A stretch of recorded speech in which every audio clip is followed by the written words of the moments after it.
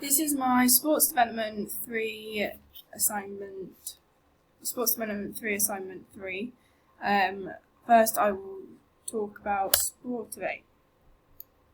So Sportivate is a £56 million lottery funded organisation that gives more young people the chance to discover a sport that they love. The programme gives 14 to 25-year-olds who are not particularly sporty access to about 6 to 8 weeks of free or subsidised coaching in a range of different sports. There's a wide range of activities that they offer, including judo, golf, wakeboarding, tennis, athletics and free running.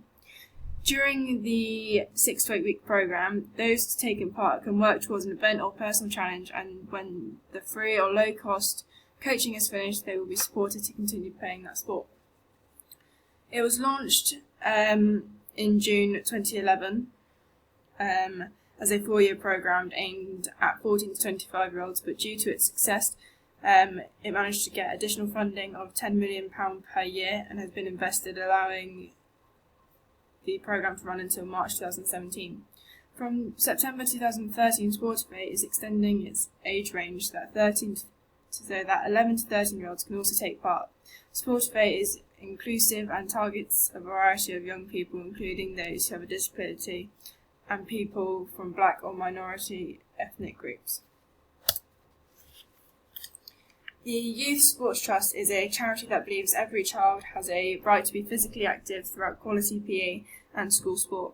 There is an overwhelming amount of evidence that demonstrates how PE and school sport has the power to develop young people's potential, helping them to become healthy and happy, which can also lead them to succeed in life and contribute to our society.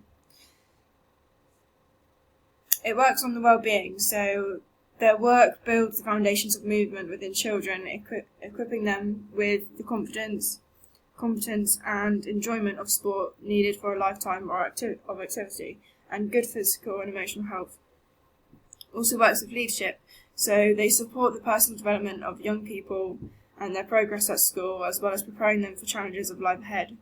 They support the young people to develop a range of positive character qualities, including creativity, aspiration, resilience and empathy. The achievement. PE and sport delivered well is proven to impact positively on attainment and academic achievement.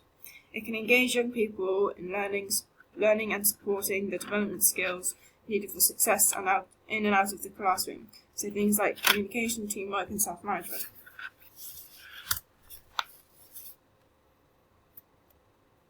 Okay, so the strengths and weaknesses of the Youth Sports Trust. The strengths are that they help to develop PE in schools by involving new sports to help people try and get involved and stuck with the sport. They also hold the internal business reviews to be able to see how and where they need to be improving and what's going well. They even get older employees active by getting them involved with the sports with coaching, which would make them more motivated to then participate. And this also includes using the idea of school sports ambassadors.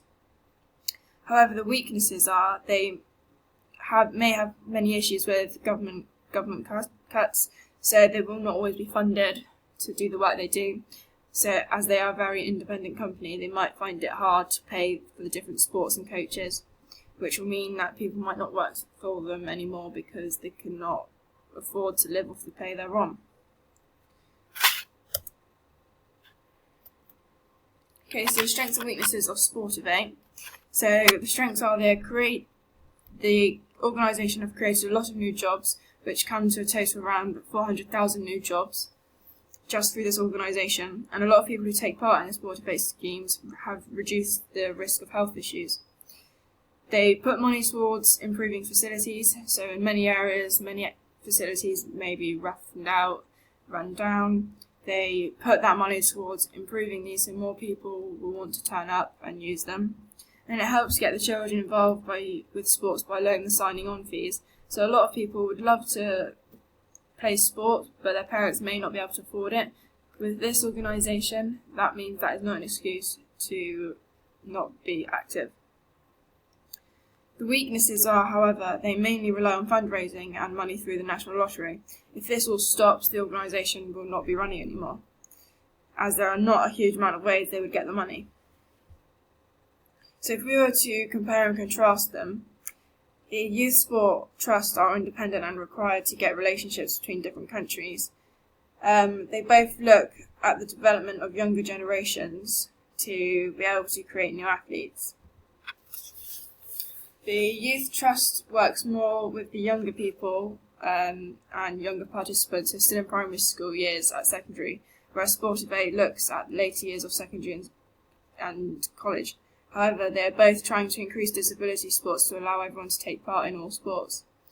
The Youth Sports Trust helps to improve education as well as sporting ability, whereas Sportivate helps to deliver physical activities. They both look to work on people from a young age so that they're able to develop fast, as they will be developing their motor skills.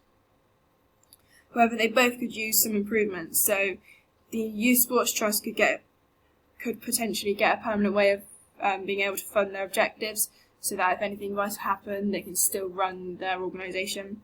And Sportivate needs to invest in smaller communities which can bring more younger children through to play games and participate in sport.